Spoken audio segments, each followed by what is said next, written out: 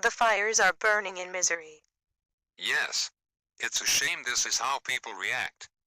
There's room here for a constructive discussion, but I don't see it happening anywhere. I think we all knew this would happen. Of course. Gunshots have rung out, and downtown Ferguson is on fire. Well, there's nothing we can do about it. Saying pretty much anything just adds fuel to the fire. You don't think people would stop and listen to a constructive dialogue? We could go through crime stats data, discuss some ideas for how to keep police more accountable, but I doubt anyone would actually take it seriously. Most people have just taken a side and condemned anyone who disagrees with them. Would it help if we took a look at the court testimonies first? I doubt it.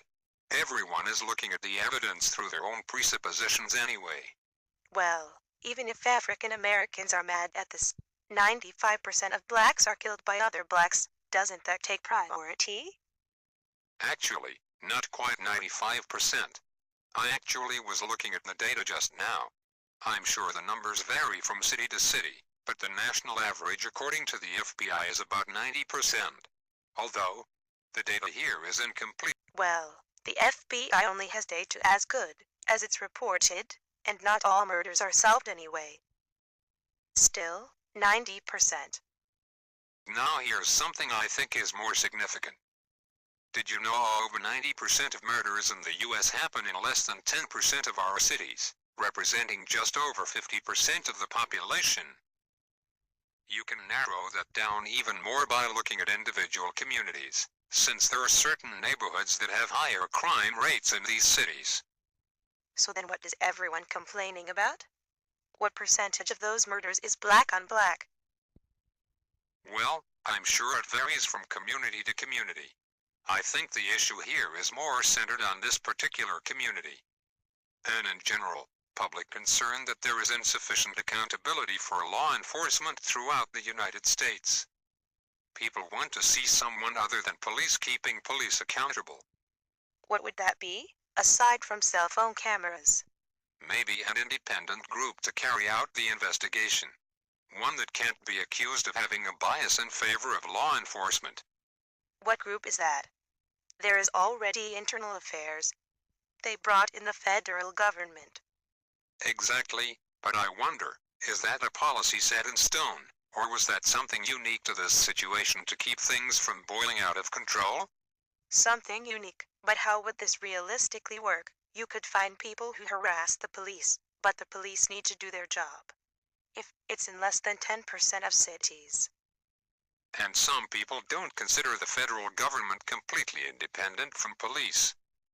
I think you just need an organization that has the sole job of investigating accusations against police departments. Something independent from police, maybe even from the FBI. That is the Justice Department. Well, here's one of the things to think about. Supposedly the police report maybe 400 dead by police action per year, but I've seen independent journalists count the number as high as 1,000. I think we'd go a long way if we just found a more reliable reporting method than just self-reporting. That's true. That way there's less room for suspicion against the police. If the police report their own numbers, you'll always have someone accusing them of fudging the data. There's something more that I think bothers me about these stories though. People making generalizations without looking at any data. No, not that, although that bothers me too. What bothers me more is that we have over 12,000 murders every year, probably more than half of them black victims, and tens of thousands more who die from accidents, gunfire, and many other preventable things, yet we pick a few deaths out of all these tens of thousands and build them into a public outcry. I think we do an injustice, not to the few victims that we pick to parade around the country, but to the tens of thousands of other victims whose lives people didn't consider worth enough to protest for. How many soldiers have died fighting in wars to protect innocent people? How many firefighters have died in the line of duty? But we don't care enough about those lives to fill the streets with protesters. I think something is wrong with that. I hadn't thought of that before.